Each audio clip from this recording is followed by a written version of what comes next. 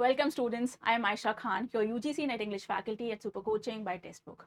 Welcome to this particular session which becomes very important because very soon we are expecting कि आपका जो December exam है उसके forms out होने वाले हैं. Now with that expectation we can also expect कि आपका जो एग्ज़ाम है नेक्स्ट साइकिल है वो मोस्ट लाइकली दिसंबर एंड या जनवरी के बिगनिंग में आपका कंडक्ट करवा लिया जाएगा बिकॉज एनटीए इससे ज़्यादा आपका जो साइकिल है उसको डिले नहीं करेगा. ठीक है, एनटीए का अटेम्प्ट हमेशा यही रहता है कि वो आपकी साइकिल को रेगुलराइज करने की कोशिश करे. ठीक है, so now is high time that you start preparing for your December exam and you try to orient your preparation according to what was asked in the previous exams. ठीक है, तो here are at least 10 most expected topics जिसमें से आपके questions बन सकते हैं इन your coming exam. ठीक है, फर्स्ट टॉपिक हम डिस्कस कर लेते हैं. प्लीज रिमेंबर जितने भी ये टॉपिक्स मैंने शॉर्टलिस्ट किए, how did I do that?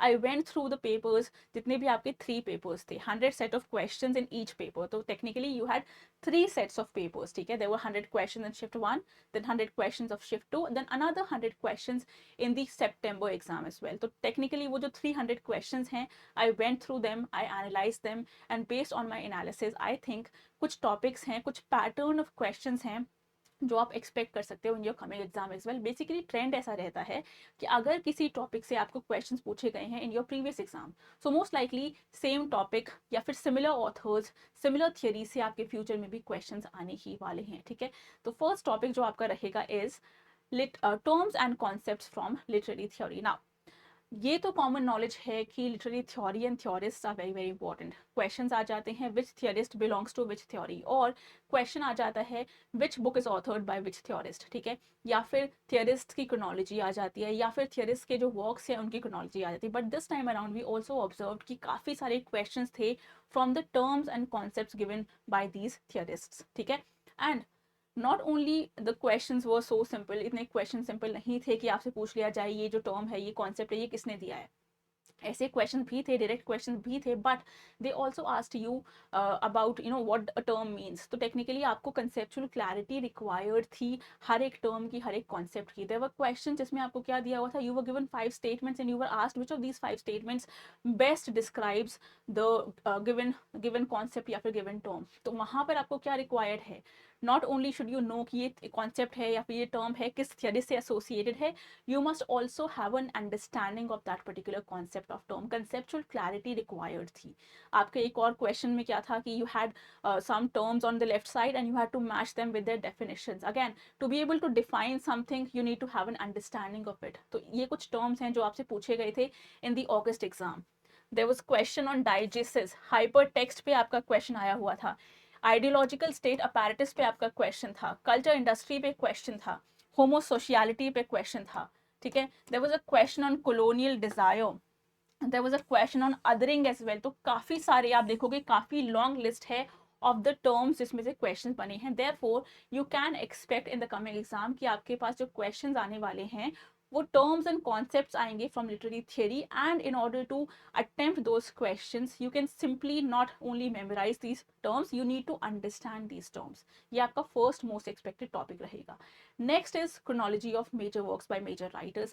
This comes as no surprise because chronology एक ऐसा pattern of questions है जो repeatedly पूछा ही जाता है. In fact हर बार हम क्या देखते हैं, the number of questions जो chronology से पूछे जाते हैं वो हर बार they rise in number, they increase in number. ठीक है, so इस बार we had questions from Margaret Atwood's works. Chronology पूछी गई थी मार्गरेट एटवुड के वर्क्स की. There were questions from Salman Rushdie's works, there were questions from Dostoevsky's works, there were questions from Chinua Achebe's works. ठीक है, अब आप देख रहे होंगे व्हाट हैपेंस इज जितने भी ये क्रोनोलॉजी के क्वेश्चंस आते हैं फ्रॉम द वर्क्स, मेजरली वो वर्क्स किसके होते हैं, मेजर राइटर्स के होते हैं, लिटरेरी जायंट्स के होते हैं. The moment you think of Canadian literature you tend to think of Margaret Atwood. तो एटवुड की क्रोनोलॉजी आपको इंपॉर्टेंट है ही. ठीक है, तो अंडरस्टूड है. Next time when you go for the exam make sure Margaret Atwood की जितनी भी नॉवेल्स हैं उनको ऑर्डर में पहले ही लर्न करके जाइए. ठीक है, similarly when you think of Russian literature very few names come to your mind. Most importantly are Tolstoy, there's Pushkin, and there's obviously Dostoevsky. तो जब लिमिटेड ऑथर्स हैं, when you know only limited authors constitute what is called the list of major authors, उनके works की chronology पहले ही अपने पास बनाकर रखिए, so that a week ahead of the exam आप उसको रिवाइज कर जाएं and you will be able to attempt these questions.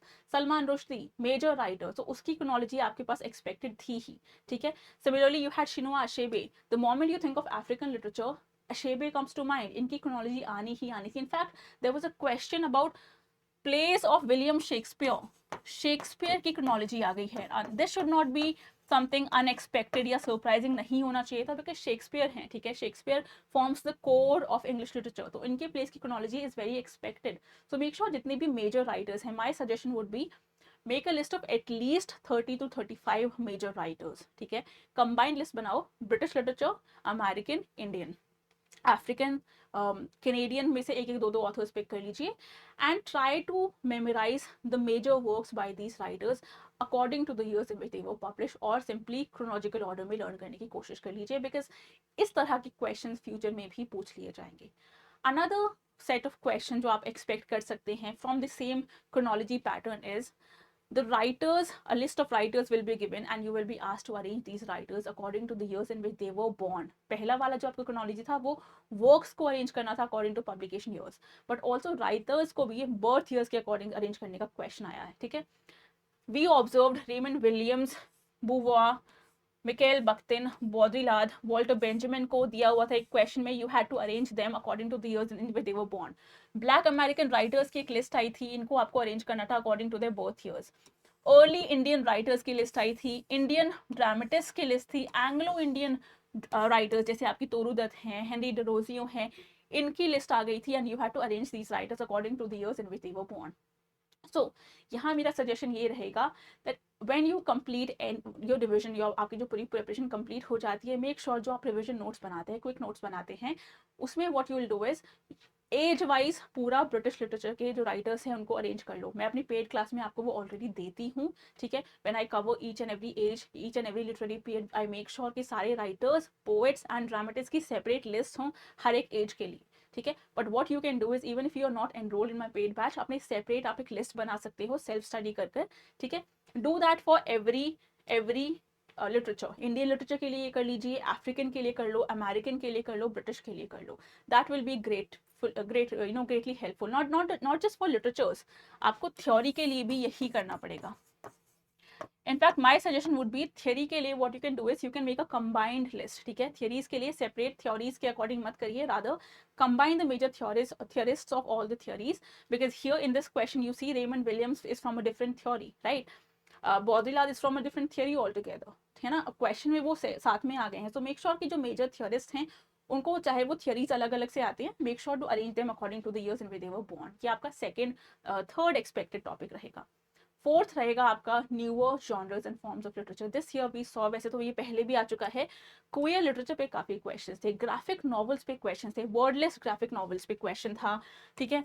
Science fiction novels पे काफी क्वेश्चन थे। जितने भी आपके अपकमिंग पॉपुलर जॉनर्स हैं जो आजकल काफ़ी ज़्यादा पॉपुलर हैं, मेक श्योर उन सबको अब एक बार थोड़ी सी रिसर्च करके जाइए, ठीक है। उसमें अपकमिंग नॉवेल्स कौन कौन सी हैं ये रिसर्च करके जाइए। इस बार तो एक unexpected question was also from nursery rhymes, twinkle twinkle little star and similar nursery rhymes, इनके राइटर्स आपसे पूछ लिए गए थे। सो मेक श्योर जितने भी न्यूअर फॉर्म्स हैं, ठीक है, नॉवेल्स फॉर्म है, उनको आप क्या करके जाएंगे, कवर करके जाएंगे। This can be another topic जिस पे से फ्यूचर में भी क्वेश्चंस बन सकते हैं।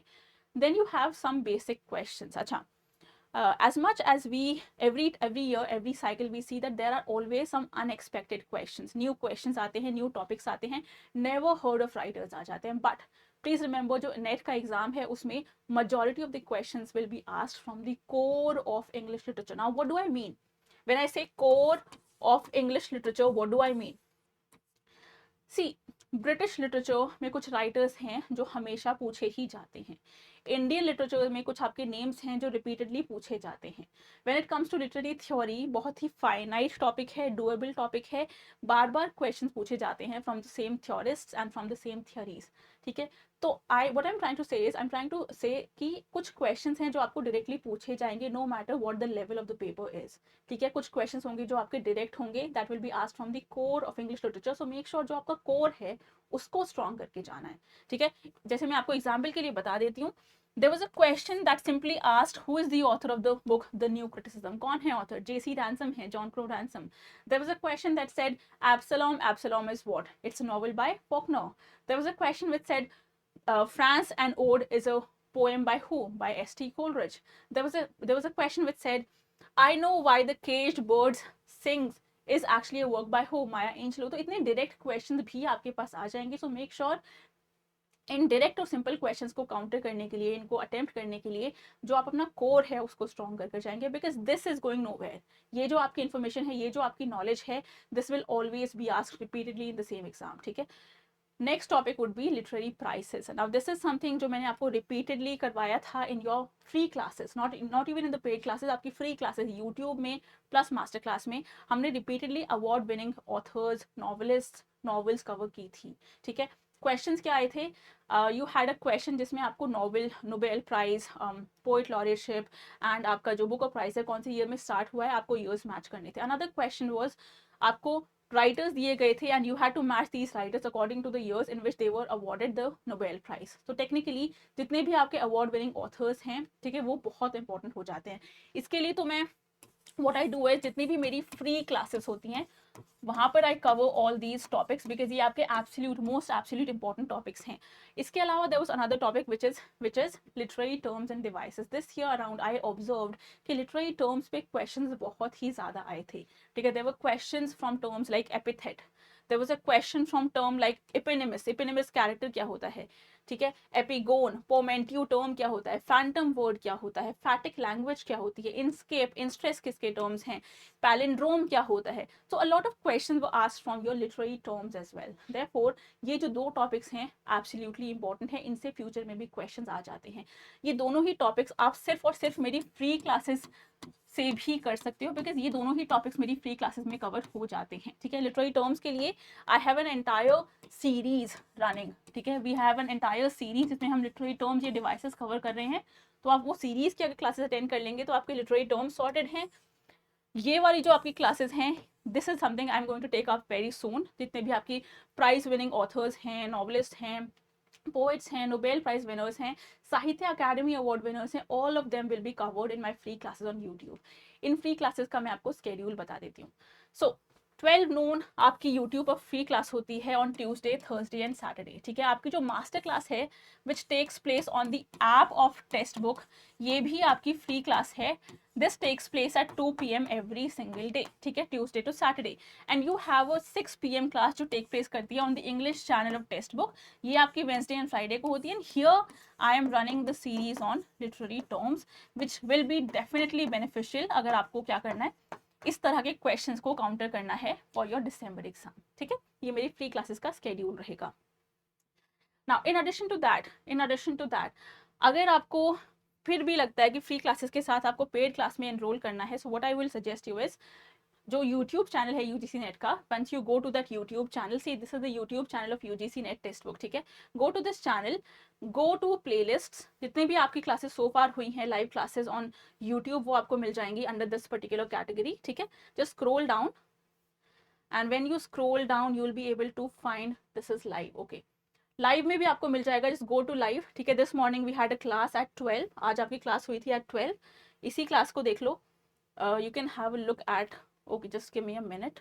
Yeah, see this is the class that we had this morning, ठीक है. ये आपकी क्लास हुई थी सुबह जिसमें हमने प्रीवियस ईयर क्वेश्चन सॉल्व किए थे.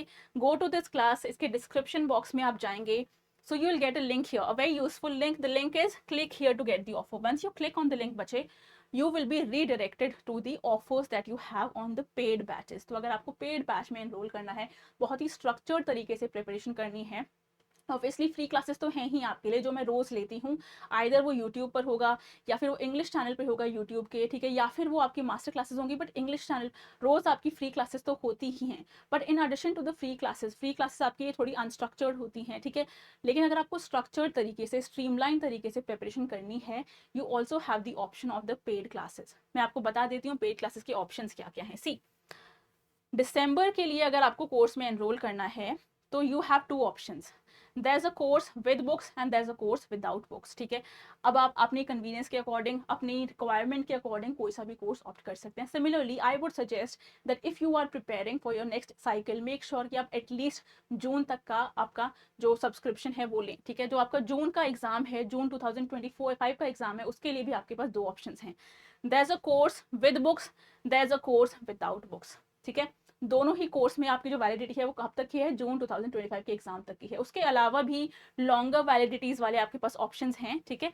What you need to do is simply go to apply coupon, यहाँ पर कूपन कोड अप्लाई कर लीजिए विच इज आयशा के, आयशा के, ठीक है। Once you apply this coupon code, apply, and you will observe कि जो ये प्राइसेस हैं ये थोड़े से और ज़्यादा रिड्यूस हो जाएंगे। So you have a brilliant offer on all these courses, ठीक है। जून वाला जो आपका ऑफर है वो मैं आपको दिखा देती हूँ। This is your June offer without books, this is your June offer with books, ठीक है। ये आपका पेड क्लासेस का स्केड्यूल रहेगा। पेड क्लासेस का आपका टाइम क्या रहता है, 4 PM। You have your live classes every day at 4 PM, जिनको आप रिकॉर्डेड मोड में भी देख सकते हो। पेड क्लास में आपका पेपर 2 पेपर 1 कंबाइंड आपको मिलता है, प्लस आपको PDF नोट्स भी मिलते हैं, ठीक है। Now that brings me to the next most expected topic, which is research methods in English. Now this is a topic जिसको जितने भी मेरे students थे, they used to think कि research methods important है paper 1 में, but no. Let me just remind you, if the syllabus says unit 10 is research methods in English, तो इसमें से आपके questions आएंगे paper 2 में भी। This year we had a question which said कि अगर आप इंग्लिश राइटिंग कर रहे हो, इंग्लिश का आर्टिकल लिख रहे हो या फिर कोई भी पीस लिख रहे हो इंग्लिश में, how will you actually use a non English word, so you will basically italicise it, right. when do you use block quotations, जब आप किसी को कोट कर रहे हो and it runs longer than 4 lines, तब आप ब्लॉक कोटेशंस का यूज करते हैं। देयर वाज अ क्वेश्चन जिसमें आपको MLA साइटेशन के 4 एग्जांपल्स दिए गए थे and you had to tell which of these is cited correctly according to the style guide of MLA, ठीक है। तो यहाँ पर जो आपके नंबर ऑफ क्वेश्चंस हैं वो हमको इंक्रीज होते दिख रहे हैं। Therefore make sure even for paper 2 you prepare this particular unit well, क्योंकि यहाँ जो आपके क्वेश्चंस हैं अभी वो 3 to 5 क्वेश्चंस पूछे जा रहे हैं इवन इन द पेपर 2, ठीक है। पेपर 1 के लिए टॉपिक इंपॉर्टेंट है ही, पेपर 2 के लिए भी है, ओवरलैप होता है ये topic, so it becomes all the more important कि आप ये टॉपिक अच्छे से कवर करें। Another topic would be the first in every category. Example के लिए, there was a question first novel in English by an Indian writer. There was a question first poetry book by an Aboriginal writer.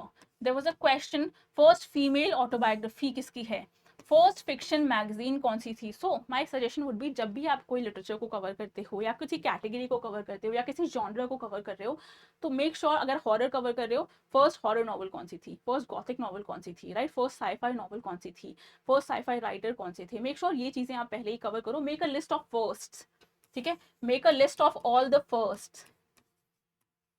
ये आपके लिए बहुत useful रहेगा because future में भी आपके पास ऐसे वाले क्वेश्चंस आ जाएंगे। First writer to win the Nobel, first female writer to win the Nobel, right, first playwright to win the Sahitya Akademi, ठीक है। ऐसे क्वेश्चंस आपके पास आ जाएंगे फॉर श्योर।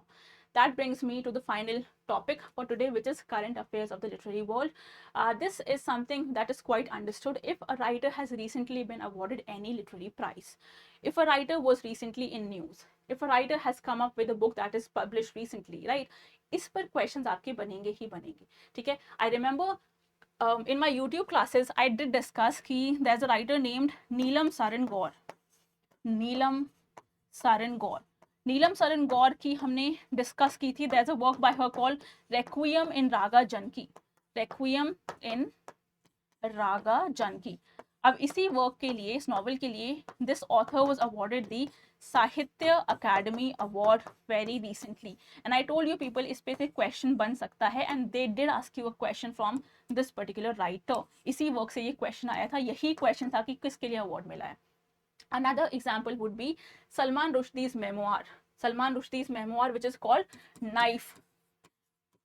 ये लास्ट ईयर आपका जो मेमोर है वो पब्लिश हुआ था, ठीक है, लास्ट ईयर नहीं 2024 में ये पब्लिश हुआ है। ठीक है. And I did tell you the detail the background about this particular work कि नाइफ टाइटल क्यों है. ठीक है, what is the background, what is the whole attack about. ठीक है, क्या कंट्रोवर्सी थी, सैटेनिक वर्सेस की जो कंट्रोवर्सी है उसकी हमने बात की थी.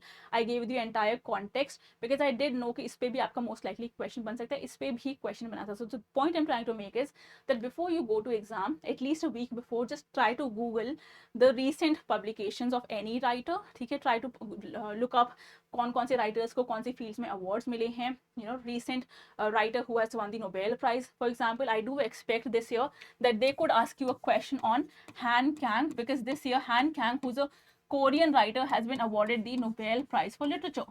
So इन पे क्वेश्चन एक्सपेक्टेड है. So don't be surprise if they ask you a question on this.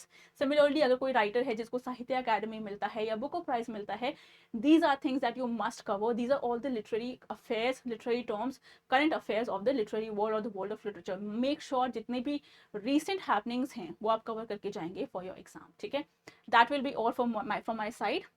If you have any doubts, अभी भी कोई doubt है, कोई query है, you can direct that query or doubt to my telegram channel. My telegram channel is Aisha Ma'am Textbook. इसी telegram channel पे आपको क्या क्या मिल जाएगा, you get notifications of all my free classes here. ठीक है, जब आपकी क्लास स्टार्ट होने वाली है उससे 20 minutes ahead of the class you will get notified about the class कि your class is about to begin. Besides that, जितनी भी free classes होती हैं उसके PDF notes आपको मिलते हैं on this particular channel. इसी चैनल के थ्रू आप स्टडी ग्रुप भी ज्वाइन कर सकते हो. ठीक है, वहाँ पर उसके थ्रू आप कोई भी डाउट पूछ सकते हो मुझसे भी या फिर from other students who are also preparing for the same exam. You can simply search Aisha Ma'am Textbook or you can simply scan this code and you will be redirected to the Telegram channel that I have. ठीक है, and that will be all for today's session. Thank you for joining in. Thank you. I hope जितने भी मैंने topics आपको बताए हैं you will keep all these topics in mind when you prepare for your coming up upcoming exam, and I'll see you very very soon. Till then, keep studying students and good luck.